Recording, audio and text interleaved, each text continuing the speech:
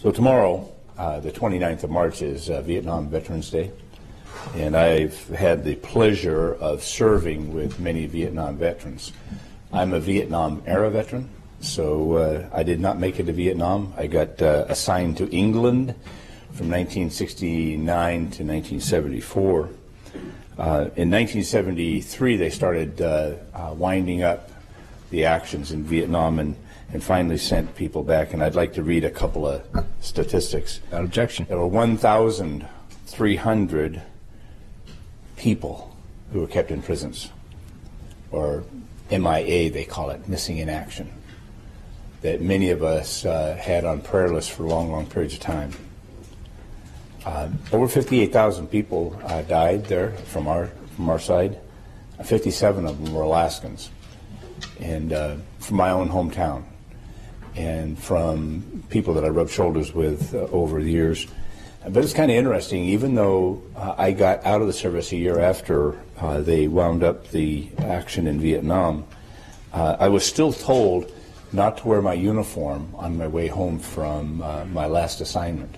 I was actually forbidden to wear my uniform because the public was still not welcoming soldiers who were in uniform. Many, many men joined, but many were drafted. Many women served right alongside of them. And it was, you know, the 60s were kind of an interesting and tough time for many of us. Many social changes that happened to us. I went into the service right after Martin Luther King was killed, and we were dealing with big issues. Many people were talking about moving to Canada instead of honoring their country. Many men and women, though, served their country in the toughest conditions of any war ever returning. They were not welcomed, and that was just because of the social upheaval that we had in America in a variety of different ways. There was just so many things. The Vietnam War was hotly debated, and whatever your feelings about that Vietnam War, these are people. They did the best they could to honor the best they knew how their country, and should be welcomed and honored. And so tomorrow, the 29th of March, is called Vietnam Veterans Day, and probably the best you could say to them is thank you and welcome back, because the welcome needs to be said many, many times in order to begin to heal the wounds of those who were unwelcome when they came back. And even though I was not from Vietnam, I felt the unwelcomeness of being a uniformed soldier when it was my turn to return. I did get to serve with many people who were deployed in and out.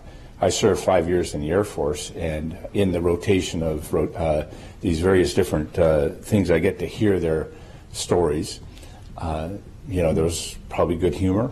There was probably the regulation could have been done better.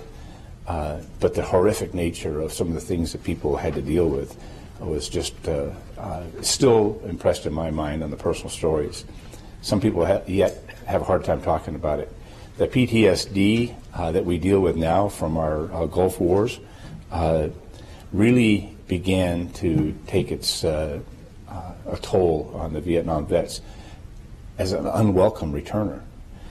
Many of them had everything from Agent Orange to shrapnel wounds to, like I say, PTSD. So it's with some degree of sobriety, but also honor. And I would encourage those who, and I serve with some here on this floor, who served there. A little thank you sometimes is nice, and I'm deeply grateful. Not that I didn't go there, but that I got to serve alongside with so many noble people. So March 29th, Vietnam Veterans Day. Remember a vet, say hello, say thank you, and say welcome home. Thank you.